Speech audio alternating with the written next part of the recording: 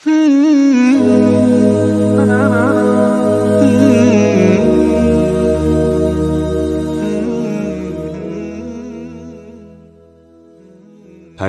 mukammal o'rindash va nafli amallar bilan Allohga yaqinlik izlash. Payg'ambar alayhissalom Alloh taoloning hadis quddusida mundaq deganligini bayon qilgan. Kimki men do'st tutgan bandamga dushmanlik qiladi ekan, men uningga qarshi urush ochaman.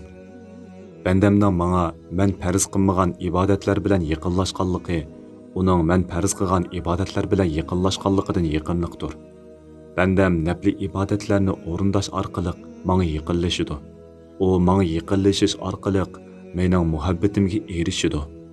Men biror bandamni do'st tutsam, men uning anglaydigan quliqi, ko'radigan ko'zi, tutadigan qo'li, mangadigan puti bo'lib qolaman. Bu chaqda u mendan nima tilasa shuni beraman. Mendan panoh tilasa panohlik beraman.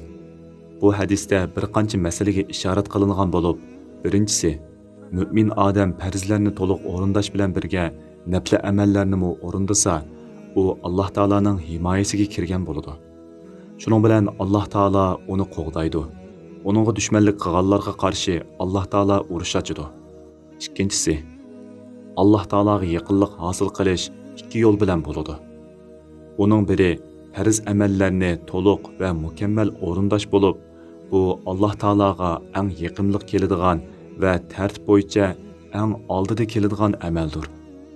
Buningga harom va gunoh ishlardan yiroq turishmi kiradi. Yana biri farz amallarning sirtidagi ixtiyoriy ibodatlar orqali bo'ladi. Inson mushu ikki xil yo'l bilan Alloh taologa yaqinlik izlagandan keyin Alloh taolo uning amalini qabul qilgan vaqtida uning qalbiga shundoq ilhom qiladiki, uning quliqi Alloh taolo rozi bo'ladigan narsalardan boshqasini anglamaydigan, ko'zi Alloh taolo yaxshi ko'radigan narsalardan boshqasiga qaramaydigan, qo'lini va putini Alloh taoloning toat ibodatiga ishlatadigan bo'ladi. Shuningdan keyin u inson Alloh taolodan nimani tilasa beradi. Panoh tilasa panoh beradi. Farz amallar nihoyat ko'pdir. Biz biladigan namoz, ro'za, zakot, haj qatorliq amallar islomning asosli farzlari bo'lib, buningdan boshqa farzlarni mu to'liq va mukammal o'rindash talab qilinadi.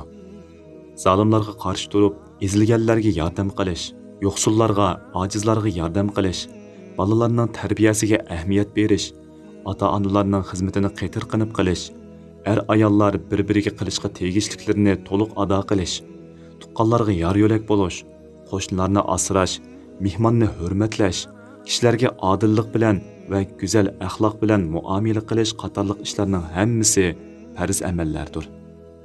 Shuningdek, musulmonlar haqida to'g'ri qarashda bo'lish, yomon gumonda bo'lmaslik, kishilarning aybini yo'gash, xatoligini afu qilish, hayvonlarga rahim shafqatlik bo'lish qatorliqlarning hammasi farz amallarga kiradi.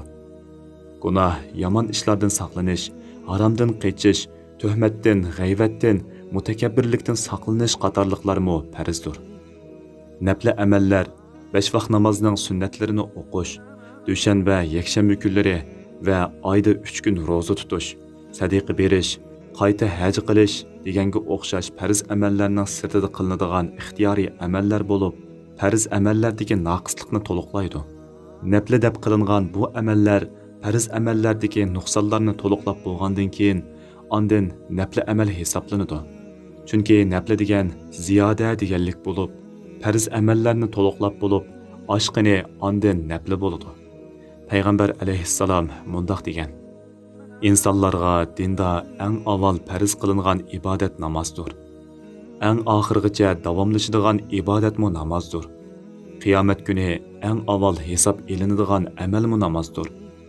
Alloh bandamning namoziga qaranglar deydi. Agar u kishining namozi to'liq bo'lgan bo'lsa, uning butun amallari to'liq bo'lgan bo'lib qabul qilinadi. Agar uning namozi kamchil, naqis bo'lsa, Alloh qaranglar, bu bandamning nafli namozi bormikan deydi.